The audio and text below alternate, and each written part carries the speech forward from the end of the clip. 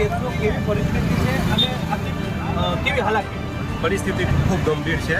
40 જેટલી કોલોની છે ward number 5 અને 6માં, જેમાં 50,000થી વધુ લોકો રહે છે અને આજે એ સંપૂર્ણ કોલોની વિસ્તાર છે એ બેટમાં ફેરવાઈ ગયું છે અને આ વર્ષોથી આ તકલીફ છે. એવું નથી કે આ પહેલું ચોમાસું છે અને વિસ્તારમાં પાણી ભરાણું હોય, પણ આ છેલ્લા ઘણા વર્ષોથી પાણી ભરાતું આવે છે.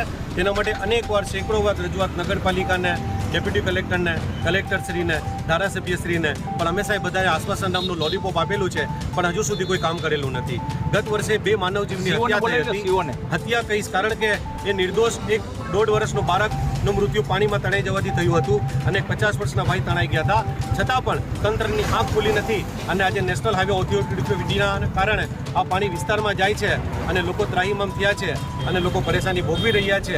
અનેકો વાર રજૂ કરી છતાં પણ અમે તો અફસોસ કરીએ છીએ કે રાજકીય નેતાઓ અમારા મત લઈ જાય છે અને બદલામાં અમને લોલીપોપ આપી અને વયા જાય છે. તે મારે અફસોસ સાથે કહેવું પડે છે. ચોક્કસથી નગરપાલિકાના વિરોધ પક્ષ વારંવાર નગરપાલિકામાં ફરિયાદ કરીને કોઈ ધ્યાન આપતા નથી ને કોન્ટ્રાક્ટર જે છે એનોને એ લોકોના પૈસાના વહીવટમાં જ કર્યા છે.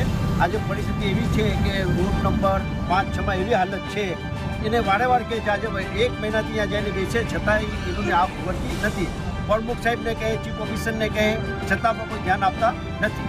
એના હિસાબે પાલિકા તંત્ર એવું કહે છે 50 લાખના ખર્ચે પ્રી મોન્સૂન કામગીરી કરી છે, છતાં કે પાણી કાંઈ નથી થયું. ખાલી કાગળ ઉપર છે, કાગળ ઉપર જ છે, એમાં વહીવટ થઈ ગયા છે. હા, આખા વહીવટ થઈ ગયા છે, કોઈ ફિન મોન્સૂનની કામગીરી થઈ નથી. ચોક્કસથી